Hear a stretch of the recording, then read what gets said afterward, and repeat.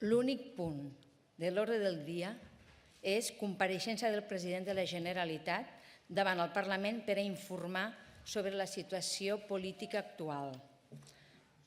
D'acord amb l'article 169 del reglament i atès que el president de la Generalitat ha sol·licitat de comparèixer davant el ple del Parlament per a informar sobre la situació política, dono la paraula, doncs, al molt honorable president de la Generalitat, senyor Carles Puigdemont.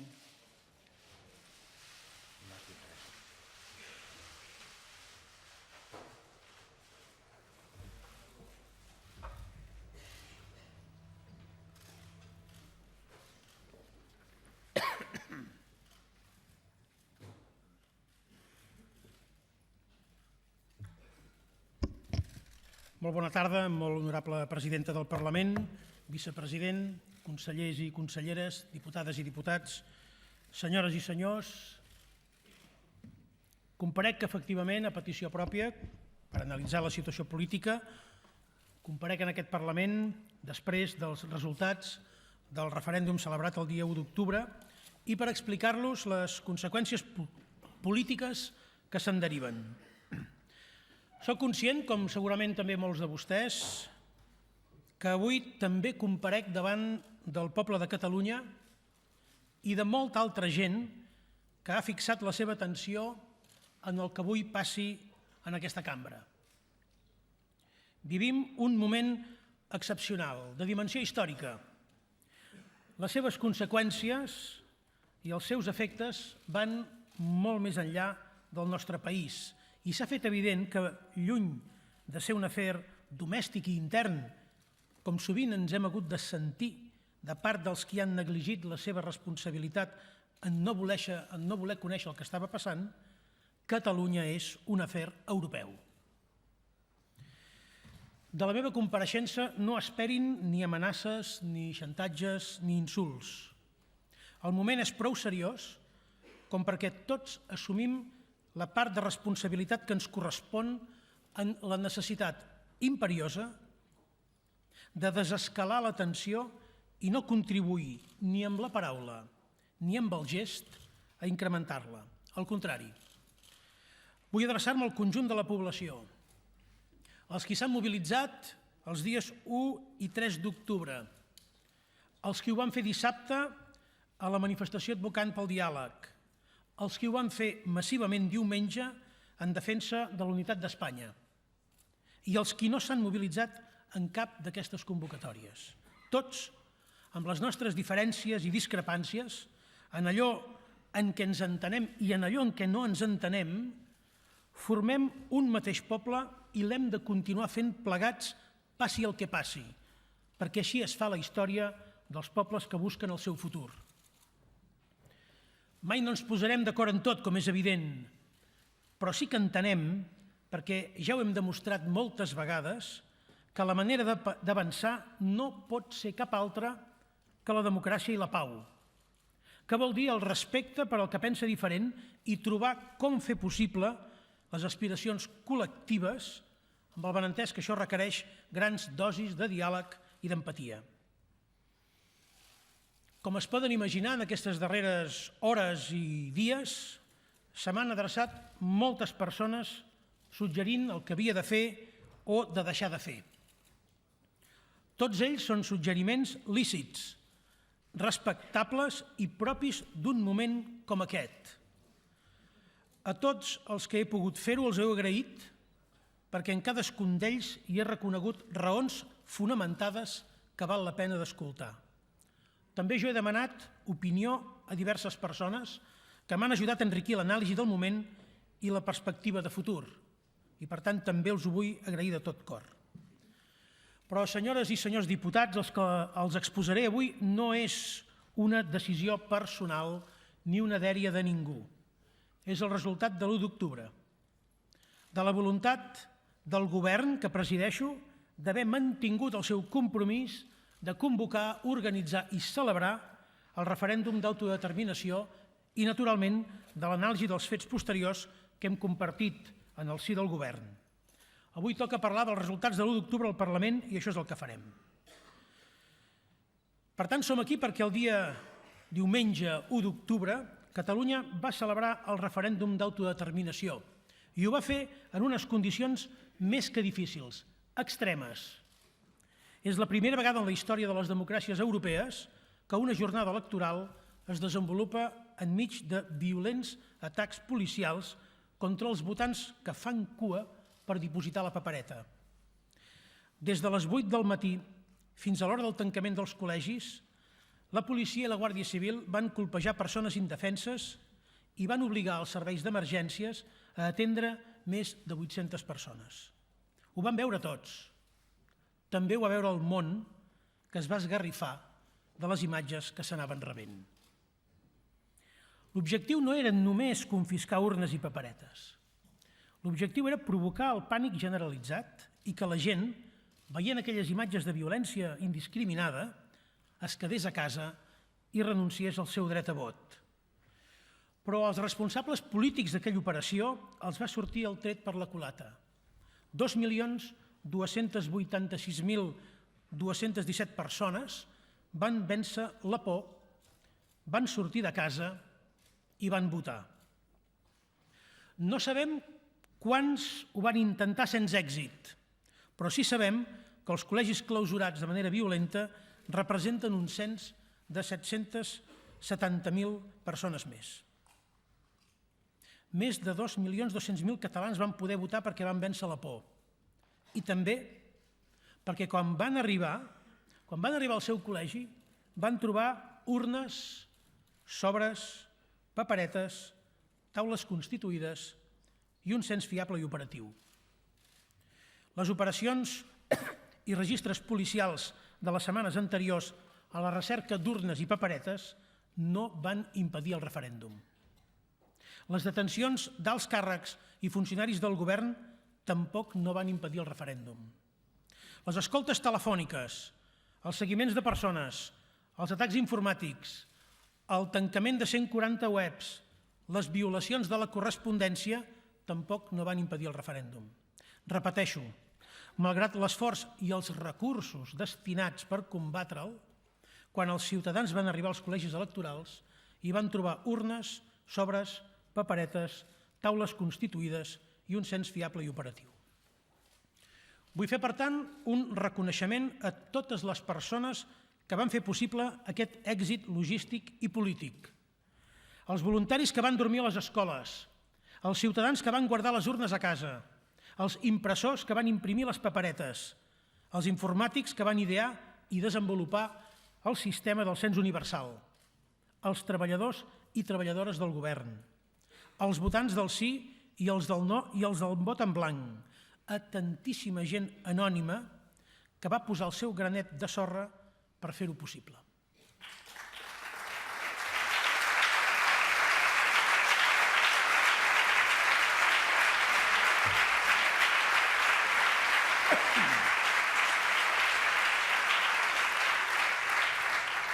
I sobretot vull enviar el meu afecte, la meva solidaritat i el meu escalf a tots els malferits, a tots els ferits i maltractats per l'operació policial. Les imatges quedaran enregistrades a la nostra memòria per sempre. Mai no ho oblidarem.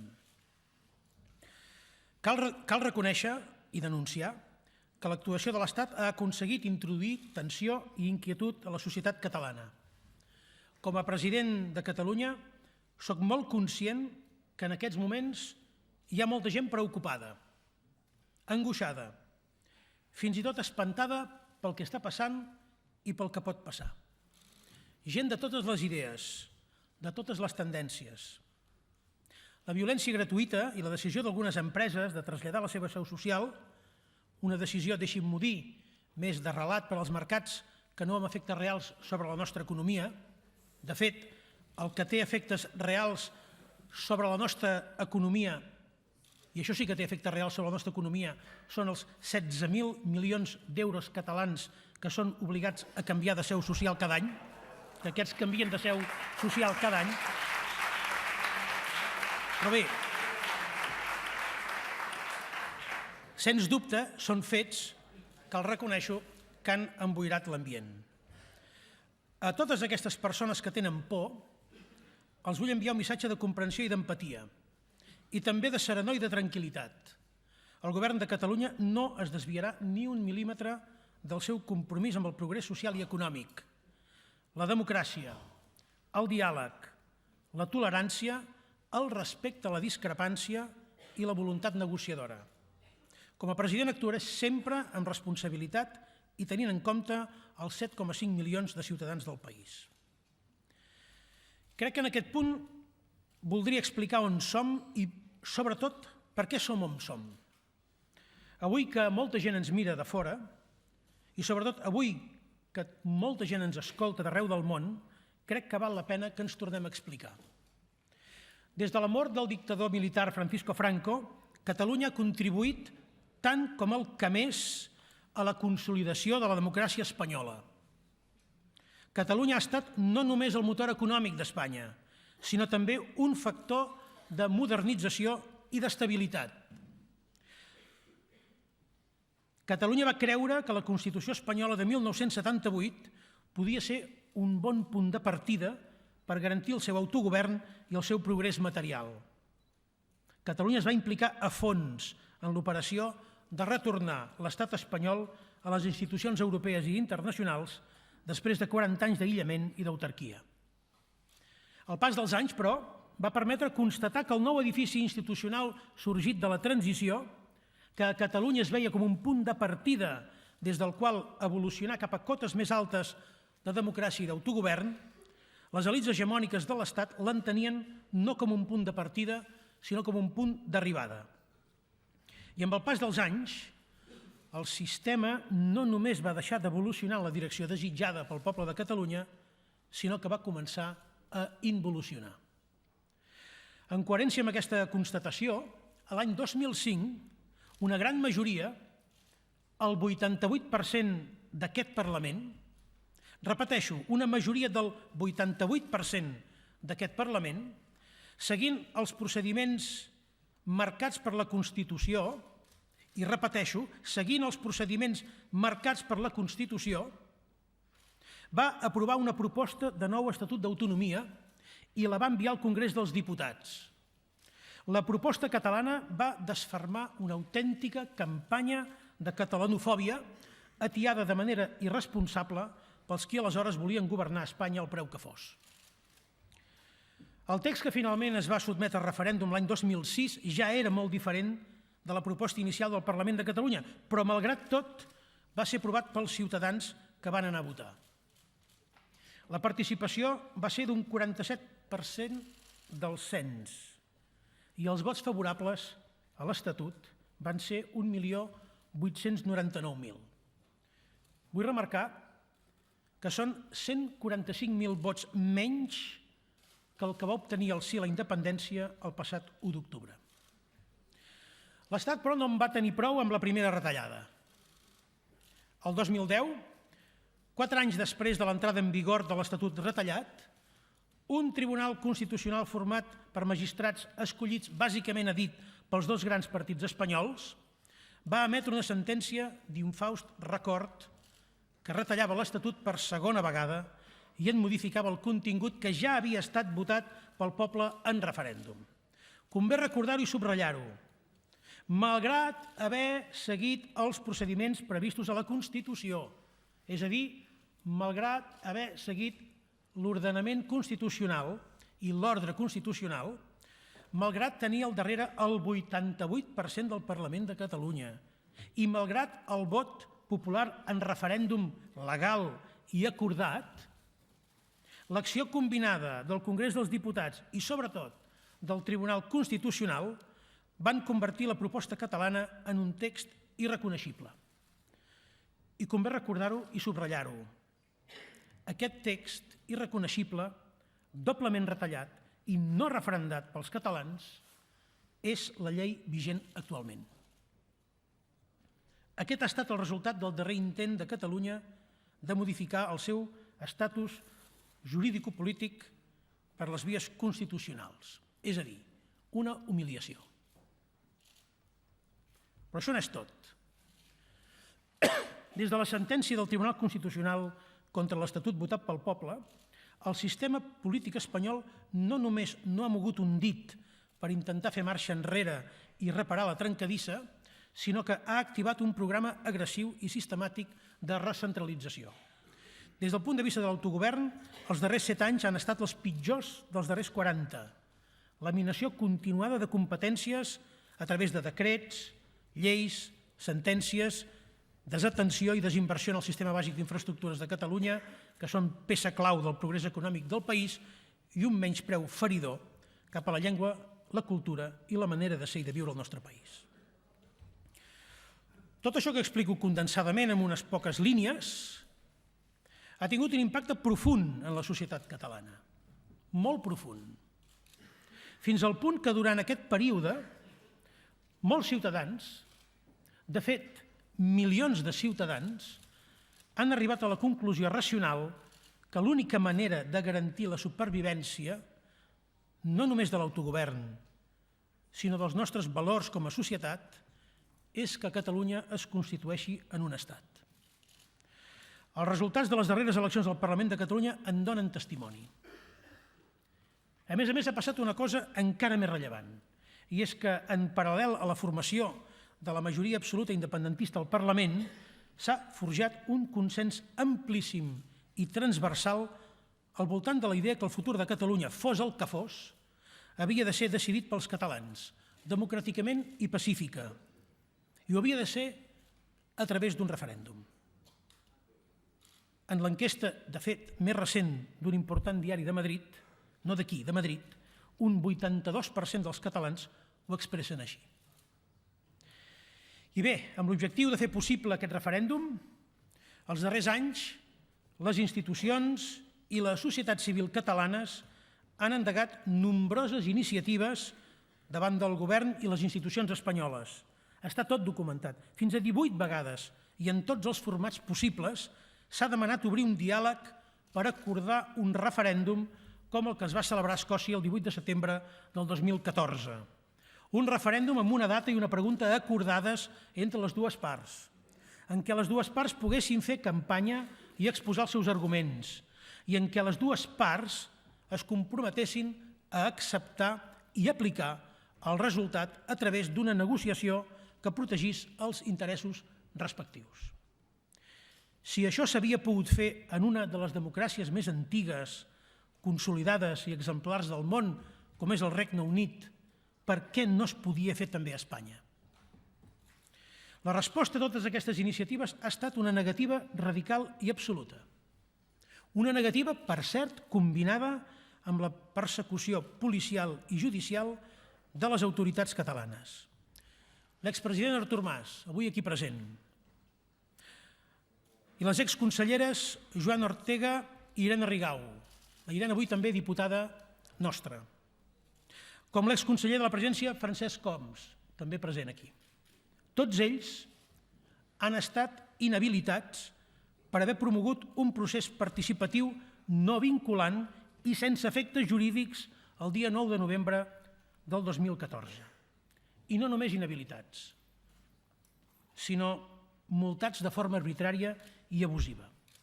Si no dipositen més de 5 milions d'euros al Tribunal de Cuentas espanyol en pocs dies, tots els seus béns seran embargats i ells i les seves famílies poden veure's greument afectats.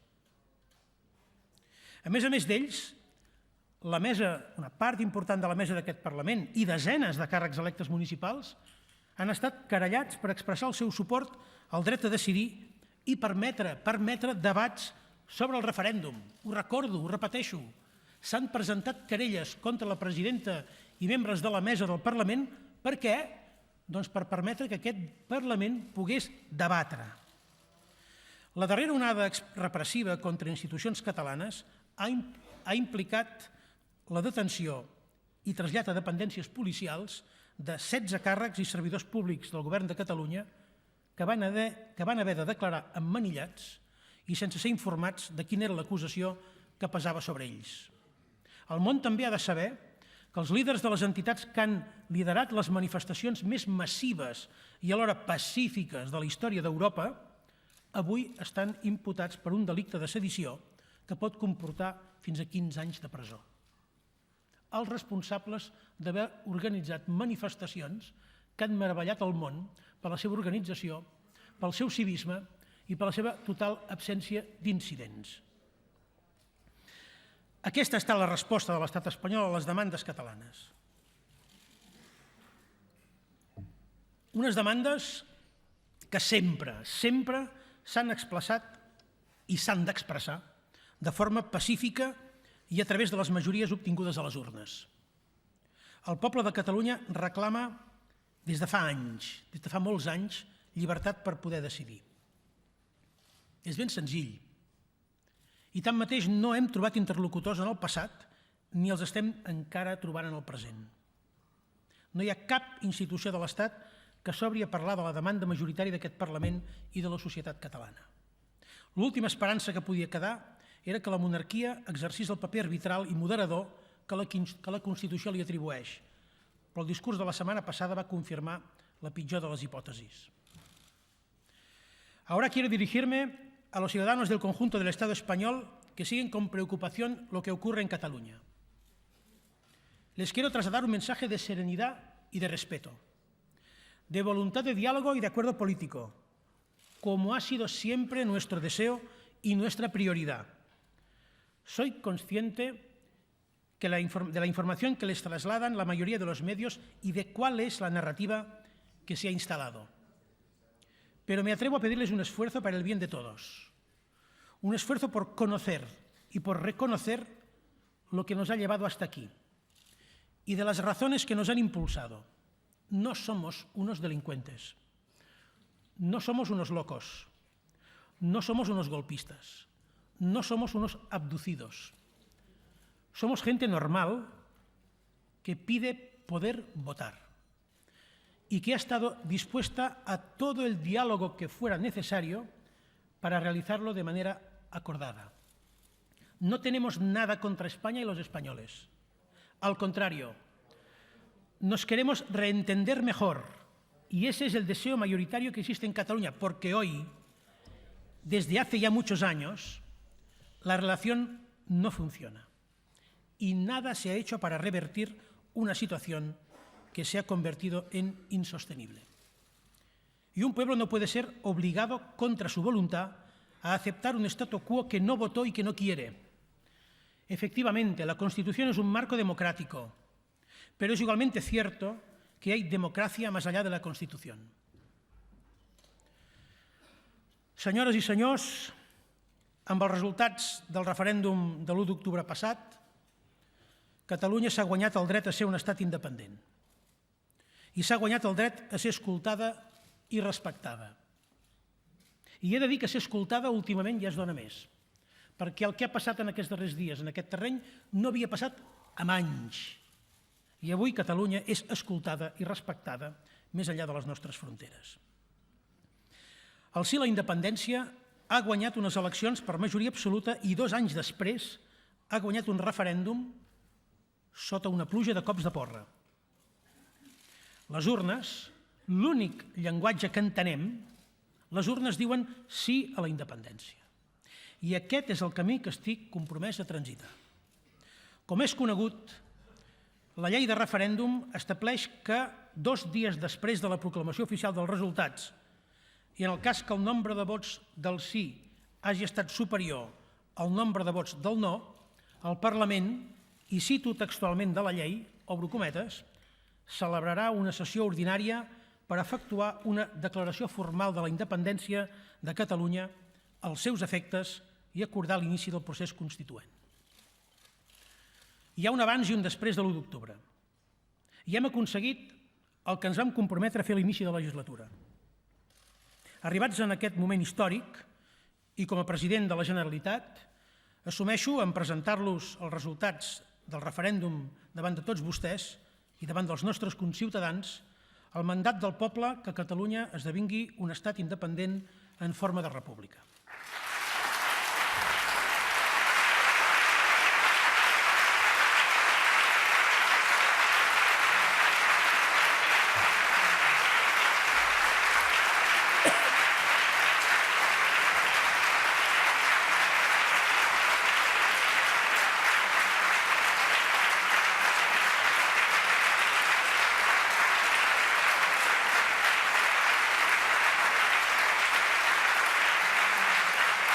Això és el que avui fem amb tota solemnitat per responsabilitat i per respecte. I amb la mateixa solemnitat, el Govern i jo mateix proposem que el Parlament suspengui els efectes de la declaració d'independència per tal que en les properes setmanes emprenguem un diàleg sense el qual no és possible arribar a una solució acordada. Creiem fermament que el moment demana no només la desescalada en la tensió, sinó sobretot la voluntat clara i compromesa per avançar en les demandes del poble de Catalunya a partir dels resultats de l'1 d'octubre. Resultats que hem de tenir en compte de manera imprescindible en l'etapa de diàleg que estem disposats a obrir. És conegut de tots vostès que des de l'endemà mateix del referèndum s'han posat en marxa diferents iniciatives de mediació, de diàleg i de negociació a nivell nacional, estatal i internacional. Algunes d'aquestes són públiques, d'altres encara no ho són, però ho seran. Totes són molt serioses i eren difícils d'imaginar tot just fa un temps. Les crides al diàleg i a la no violència s'han sentit des de tots els racons del planeta.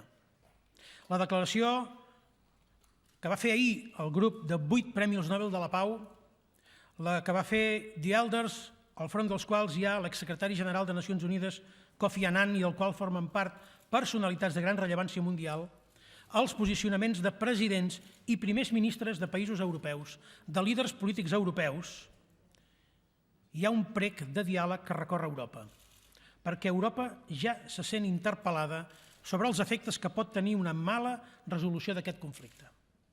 Totes aquestes veus mereixen ser escoltades i totes, sense excepció, ens han demanat que obrim un temps per donar l'oportunitat al diàleg amb l'estat espanyol. Avui també pertoca fer això, per responsabilitat i respecte. I acabo. I ho faig apel·lant a la responsabilitat de tothom. Als ciutadans de Catalunya els demano que continuïn expressant-se com ho han fet fins ara, amb llibertat i amb respecte als que pensen diferent. A les empreses i actors econòmics els demano que continuïn generant riquesa i que no caiguin en la temptació d'utilitzar el seu poder per esporuguir la població. A les forces polítiques els demano que contribueixin amb les seves paraules i les seves accions a rebaixar la tensió.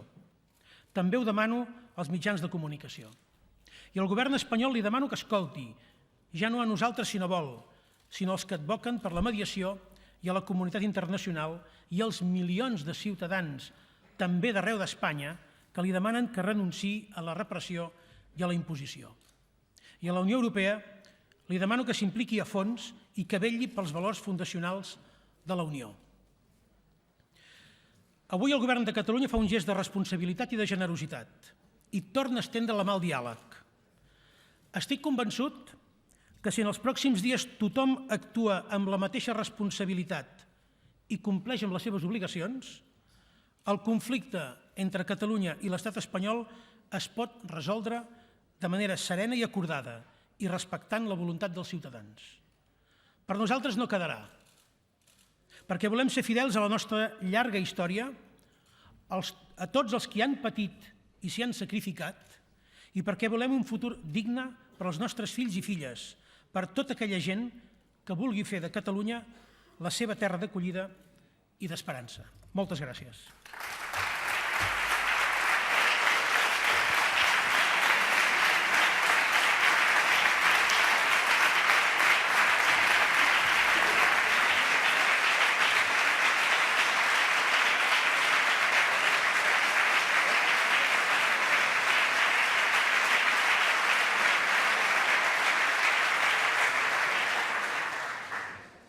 Moltes gràcies, president.